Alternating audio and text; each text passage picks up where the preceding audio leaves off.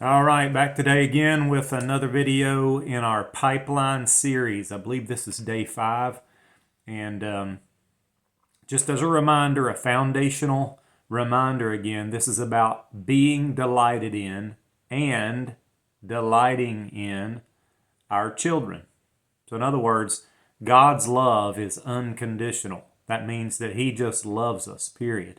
Not for anything we can do for Him or anything that we can offer, just because. Now that's a difficult thing because we live in a performance-based world, where unconditional love is not something that registers. So getting to know God in that way is foundational. That's really it. Knowing Him in that way, being known by Him in His unconditional love, that's the thing that sets us free.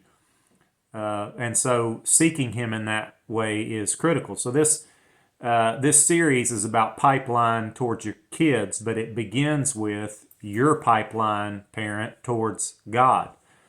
And making sure that every day you're settled into a relationship with Him in which you're receiving unconditional love to the degree that you've got it. And it really takes revelation to truly get it, but you're seeking it, you're asking for it, you're having God show you that in your walk and in the Word and in your relationship with Him. One of the things that I do consistently and have done as I'm aiming myself at God in relationship, I've been caught at this over and over and over and over again. I end up not appreciating or loving God unconditionally. Of course, you can't. If you're not getting it, you can't give it back. But so the issue is getting it. But I catch myself over and over and over in my time with God getting into this fix me, fix me, fix me mode, which is not love. That's, I want what you can give me, God, which is to fix me so that I can be awesome. And it really exposes, the things in me that need to be exposed. But the point is that God wants a relationship in which we can just sit before Him and enjoy Him just as He is. And He's awesome. There's plenty to enjoy, but the fact that you don't need Him to do anything for you, you don't need Him to heal you here or there. You're at rest being with Him and enjoying Him as He is and as you are. And that's what rest is. That's where you're going to really get somewhere, when you are able to settle into those seasons of time where that's really happening for you. You're just enjoying God. So I wanted to start that as a foundation because as you turn and begin to give this type of love to your children, it's got to come from that foundation. Otherwise, it's just more, in some form or fashion, another hoop you got to jump through, something that you're trying to do as a parent, and then as you're giving that, that's a pseudo love that you're giving to them. They're going to have to perform as well. So we want to avoid all that. That's what this is not. And so just again, another reminder of what it is we're trying to do. We have to be reminded because we forget this. Instantly we forget it. So day 5 brings up some really good points and some things that you get to discuss from parent to child and child to parent. Today, the student is asked to share a question. Okay, and the question goes like this. If this were a perfect world, I think you would enjoy my being very good at. So what this is trying to do is expose the fact that your child feels pressured in certain areas. Because as parents, there are certain little things that we really want our kids to be good at. You might be one of those studious types, and you really need your kid to make straight A's because you made straight A's, and that's a big deal, and you got to do that, and da da da da da. And you can be putting an emphasis on that type of performance more often than you realize with a kid, and they feel it. You could be an athlete, an ex-athlete, and you really love that part of your life, and so you're stressing to them, hey, get involved in this, hey, do that, hey, why don't you do this, why don't you do that? as parents, it's normal. We do that. We stress certain things. And so this is an opportunity for your child to express the pressure that we have made them feel. And it's not it's just a good thing to discuss, because here's something that I didn't really realize I was being stressed by this, but I now that the question's been asked, you kind of stress me in this area here, and I need to know that you don't need me to be phenomenal at this so that you can love me or you accept me. And so it's a wake up call for us as parents that if we're stressing something too much, maybe we ought to back off or come at it from another angle or something like that. So it's a great thing to discuss. And then parents, we just get to admit. You can say, you know what, I admit that. I really, I did great in school and straight A's were a big deal. And so I'm pushing you here because that's something that's kind of left over from me. Or I was a great athlete, or I really liked sports. And I've pressured you in these things. And so you really want to sound out what's really going on. How does the child feel about how you're parenting them or pushing them towards or holding them back from something? You could be holding them back. Like I loved sports and it was a big part of my upbringing, but I also found it to be a negative to me to a certain degree, and I see it in our culture really, unfortunately, as a negative. It's just gone too far, and so I'm like holding my kid. I don't hold them back, but it's like I don't mention it. I don't push it. I don't. I kind of let them find their own way, and I think I've done it relatively well, the way you're supposed to do it.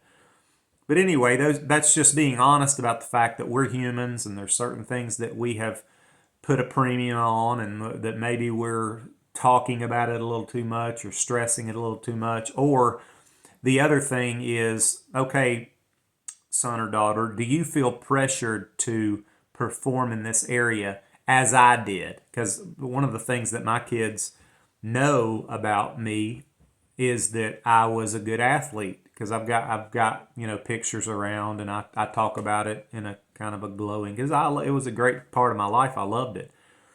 And they haven't really gravitated in that department, especially my older son, because I've told him so many times, you are just like me. You are just like me. The only thing he's not just like me in is in athletics. He's not unathletic, but he's just not given to it in the way that I was. I just ran for it when I was a kid, and he hasn't. He's more very gifted in arts and creativity in that kind of way, which is great. I'm all for that. But it allowed me to say, do you feel pressured, dog? Do you feel like you're not up to snuff because you're not good in going, playing baseball or playing football or playing a sport? Do you feel like you're less than? You're just sounding out some of the things that they may have been feeling or may be thinking, and so you can just you can reframe it. It's an opportunity to shed some good light on it. Maybe take a few steps back and hey, what am I saying? What am I doing? Let's make sure we're not building up a conditional situation where my kid feels like they've got to do X, Y, and Z, and or they're not going to be loved, or they're not going to be somebody. So it's really a good day to check on that. It suggests bringing up Jeremiah 29:11, which says, "For I know the plans I have for you, and they're awesome plans, to give you a hope and a future." And God has a specific plan for your child. That's without question. So then it's just a matter of, once you know that's the case, let's open our eyes and our ears and let's look for it. Father, show us this plan you've got for my child, because I just value him or her, period. And all I want is the absolute best for them. I want them to go in the direction that you have called for them to go. And I want to be alongside them in it, encouraging them and building them up in it, praying for them. And so let's discover that. So you get to just kind of get a new start in thinking in this way. And some of these things it's just a launching pad. See, all of these questions are just a launching pad to get into something greater than.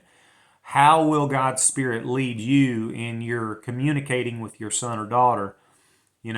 Open up that can of worms and communicate deeply, and tell them things that you really think about them, and tell them or confess little hang-ups that you've got that, I really feel like I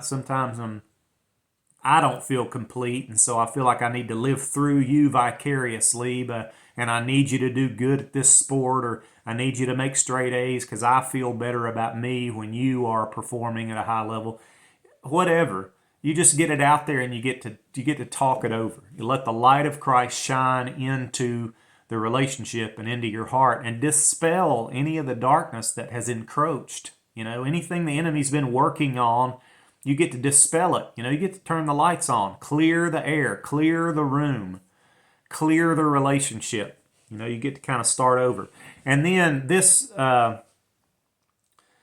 resource that I'm utilizing, which I've said before, but it's called Pipeline. It's not in print anymore. You can't get it. And I'm indebted to Richard Ross, who was the guy that he's an old youth pastor, old professor of youth ministry as well in Southwestern or something like that. And I loved his books. His philosophy really rang true with me. It's a family-based philosophy. It's a discipleship-oriented philosophy that I think is really awesome. And so I'm indebted to him with this resource, but it's really made for a teenager, for older kids. And so if you're dealing with an older child, you could go into this next level because it gets into then the student turning that on the parent or the child on the parent and saying, you know what, I'm holding you to some standards too. Because the older you get, your parents can become uncool.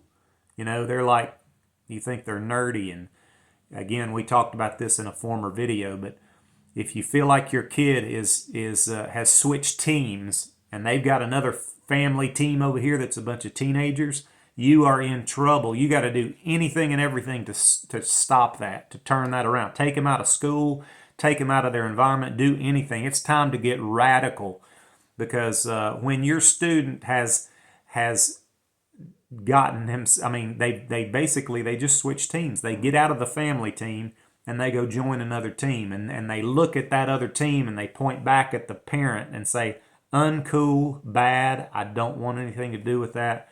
That's bad news. That's not good at all. But it does happen, and in varying degrees. It doesn't mean that they are completely jumped off your team and hate you, but it can, when a child begins to look at certain things about a parent's life and determine them to be uncool, and then try to hold the parent to a higher standard, that's not good either. So although my kids are younger and they're not quite there yet, it would be a great conversation and something to keep in mind for me and for you parents with younger kids, that day's coming where they're going to be thinking about us in terms of, are they cool or are they uncool? Do they do fun stuff or do they do boring stuff? All those types of things. Those things begin to encroach, and so the resource gives the opportunity for the student to bring up, to flip that around. And then once you have hashed out all of that stuff, and the parent could say, hey, I feel like, you kind of make me feel this way when when you say these things, or when you point this, when you disrespect me or dishonor me, and you got to be careful not to turn it into a fight, because this is about delighting in, but it's also discussing real things, and it may need to come in stages. You may need to open up a can of worms so you can get to the bottom of it and clean it up, clean it out. So you want to end the session with a prayer. Again, you want to pray because this is all about loving and accepting one another as we are, both the parent and the child. Now, of course, the child is called to honor and respect, and that's a core attribute, that's a value that needs to be strong in them. But at the same time, it is still acceptance and it's love. God's love is unconditional, and so you want to be practicing that type of love one to another. So you can end it with a good prayer, both of you praying, help me, Father, to love my son or daughter. Help me, Father, to love my mom and dad, to honor and support them and respect them. Father, do a work in our relationship. Just do a work. May the pipeline be strong, and may it be built in an unpenetrable way, and to bless our relationship. That's what you want to end with. So there you go. Another good day. Great thing to discuss. These are just some really practical things. So hope you guys are getting something out of this, and just know that God's changing the world one family at a time. So let Him use yours. God bless you. We'll see you next time. Bye-bye.